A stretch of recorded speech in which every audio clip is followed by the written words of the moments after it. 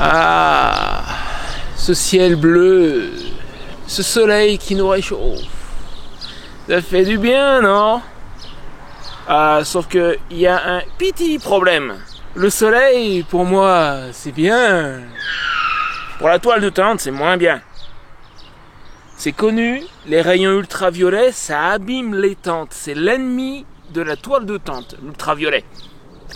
Et celle-là ne fait pas exception. D'ailleurs là, tu vois, elle est dans les tons bruns. À l'origine, elle n'était pas de cette couleur-là, elle était verte. Et on peut le constater sur la mienne parce que sur les portes principales, il y a des volets qui protègent en fait les fermetures éclairs. Si tu écartes le volet, tu as la couleur d'origine là. Quand j'ai reçu la tente, elle était de cette couleur-là, tu vois, un vert olive, un peu foncé. Aujourd'hui, elle est comme ça. Ça, c'est l'effet des rayons ultraviolets pendant des mois et des mois et des mois d'utilisation. Alors je me dois de préciser une chose quand même importante. Pour ceux qui découvriraient ma chaîne là maintenant tout de suite, salut, moi c'est Seb, je suis nomade avec une moto et une tente. Celle-ci, donc la Lone Rider Moto Tent, ce qui signifie que je l'utilise en permanence, je vis dans cette tente. C'est pas comme la plupart des gens qui vont la sortir 3-4 semaines par an. Moi je l'utilise tout le temps, elle est presque toujours montée, d'où une usure forcément plus rapide que la moyenne. Mais dans tous les cas, que tu la sortes 3-4 semaines par an ou que tu te serves de ta tente en permanence comme moi, il va venir un moment où il faudra faire de la maintenance, il faudra t'occuper de l'effet des ultraviolets sur cette tente. Ça peut affaiblir le tissu, donc il risquera d'y avoir des déchirures. Moi, là où je m'attends potentiellement à avoir une déchirure, c'est surtout là, le long de la fermeture éclair. La fermeture éclair est là, mais ici, derrière, en fait, à l'intérieur, il y a un revêtement qui fait peut-être, je sais pas, 1 ou 2 cm de large, un truc comme ça. Les coutures sont thermosoudées pour que l'eau ne rentre pas. Mais ça fait que potentiellement, à la jonction entre la thermosoudure et le reste de la toile, il y a éventuellement un risque d'avoir une faiblesse. Et en manipulant surtout cette porte-là, parce que c'est celle dont je me sers le plus, il y a la même porte de l'autre côté, mais par l'autre côté, je rentre la moto. Je m'en sers moins souvent, mais quand moi je rentre et je sors de la tente, c'est cette porte-là que j'utilise. Donc c'est de ce côté-là que j'ai le plus de risque d'avoir éventuellement une déchirure, et s'il doit y avoir une déchirure, à tous les coups, ça va être le long de la thermosoudure. C'est le plus probable.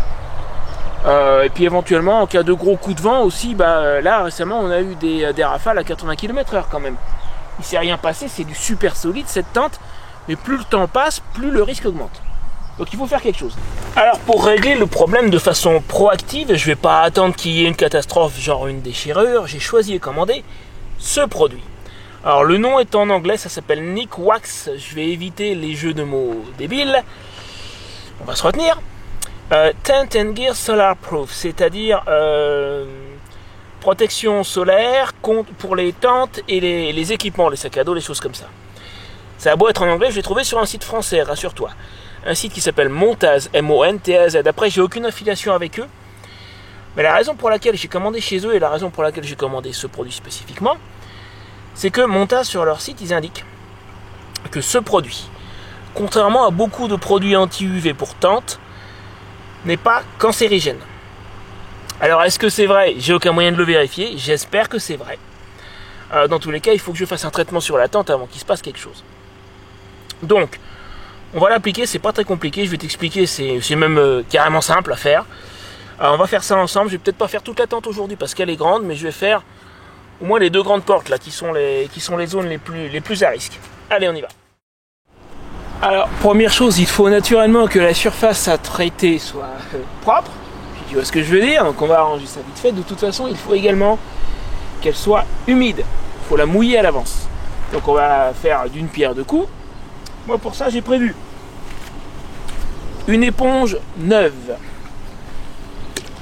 une bouteille d'eau, ça devrait le faire. Donc on va humidifier la zone à traiter, la nettoyer au passage.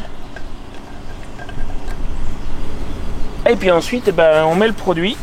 Et d'après ce qu'il y a, je te dis de mémoire mais je l'ai lu, hein, le manuel, il y a le manuel derrière le flacon. Tu mouilles, tu mets le produit. Tu attends quelques minutes que ça sèche un peu et tu essuies le surplus avec un chiffon propre. Pour ça, j'ai prévu, c'est tout ce que j'ai sous la main, mais ça peut la faire. j'ai un chiffon microfibre. Ça ira tout à fait bien. J'ai déjà mouillé l'éponge.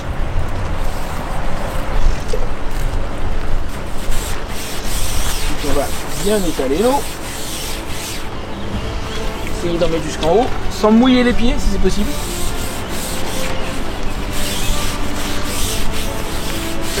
Moi je vais mouiller la manche, mais tant pis. Je voudrais en fait essayer de faire toute la porte. Le dessus ça sera le plus dur, tant que la tente est montée.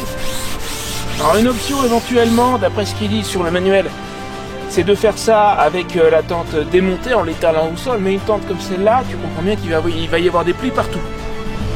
Puis je suis installé, je vais pas m'amuser à la démonter. Donc.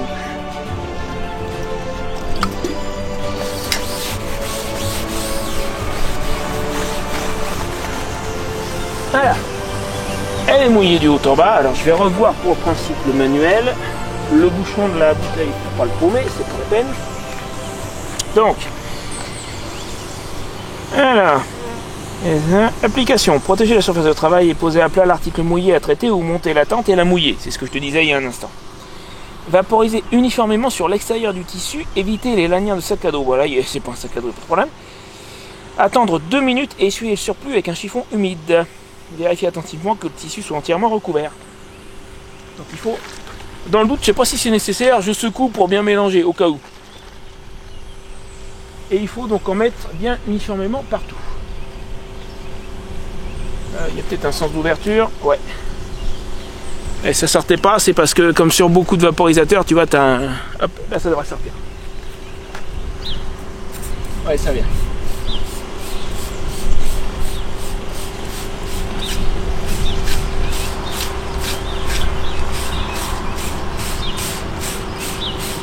Moi, je sais pas trop quelle quantité il faut mettre.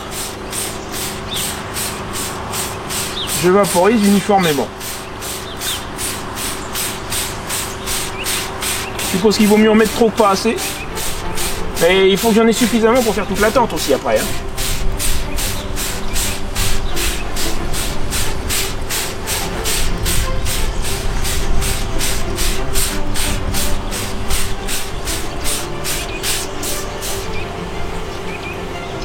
Bon bah voilà. Je vais aller, histoire d'être sûr.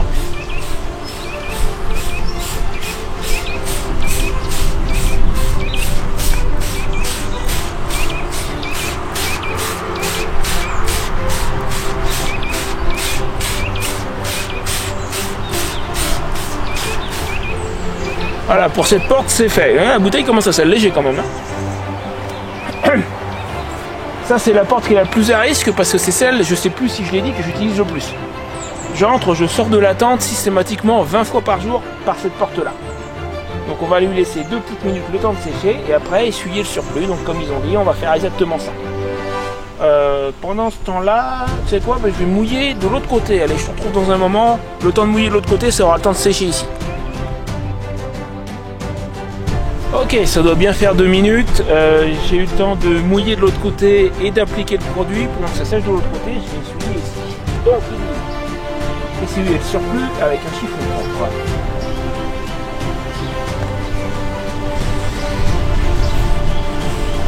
On mettra mieux d'étaler d'ailleurs éventuellement.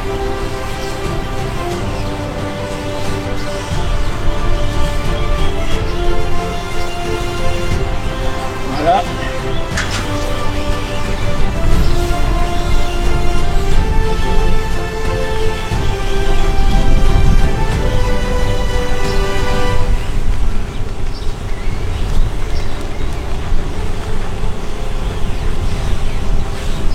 Voilà. Alors bon, c'est la première fois que je traite une toile de tente, mais je suppose que je l'ai bien fait. J'ai respecté les conditions marquées sur le manuel du mieux que je pouvais.